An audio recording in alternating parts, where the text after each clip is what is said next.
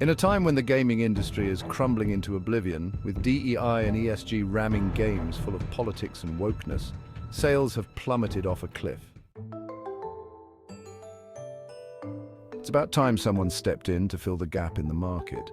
Games are becoming obscenely expensive, and console prices have elevated to such a point that it's cheaper to build a PC. But even then, with overpriced parts and the same regurgitated content, there's still a gap just waiting to be filled. Welcome to the Snake Pit, where we're full of bile and venom.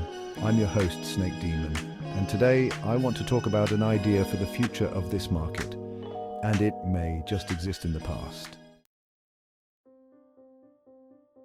With so many gamers going back to older consoles, playing remakes, or even modding classic games to bring them back to life, this is an opportunity waiting to be seized. There's a reason why people are revisiting The Legend of Zelda: Ocarina of Time on modded emulators or revamping Resident Evil 4 for the millionth time. It's not just nostalgia, it's the hunger for a time when games were built on creativity and gameplay, not on the checkbox mentality of appeal to everyone, offend no one. So why not capitalize on that?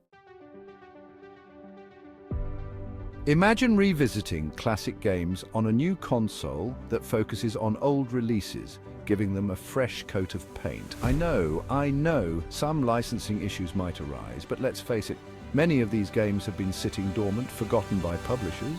Why not resurrect them for a new generation with updated mechanics, graphics, and maybe some new surprises thrown in for the hardcore fans?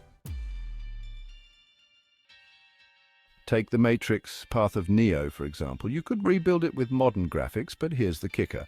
What if you could unlock a new Neo skin that lets you play as John Wick? You'd still have the classic hand-to-hand combat, but imagine layering in Wick's Gun Fu style, blending Neo's iconic moves with Wick's brutal efficiency. The catch? You'd have to unlock this skin by beating the game on its hardest difficulty. Let's see how many people think they're the one then.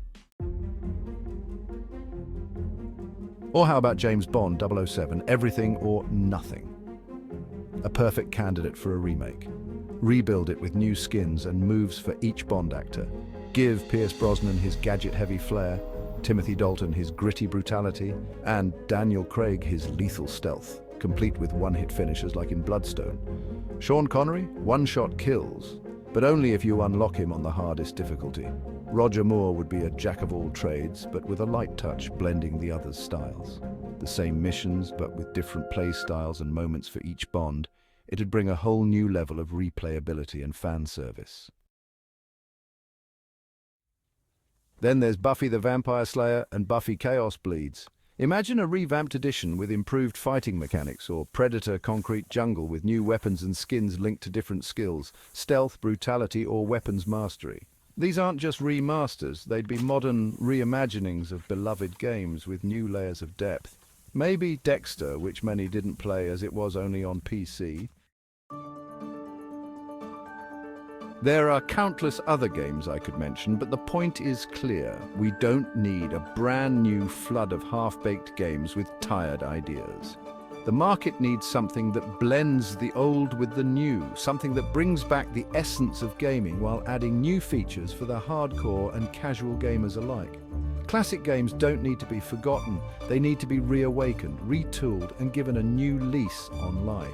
And with the current state of the gaming industry, riddled with corporate nonsense, diversity quotas, and bloated budgets for half-baked ideas, it's time to look back to what worked before. The industry is starving for innovation, but the irony is that innovation might just come from revamping the past. I'm Snake Demon, and this has been The Snake Pit. Don't forget to subscribe, hit that bell, like the video, and leave your opinions in the comments, where I won't read them.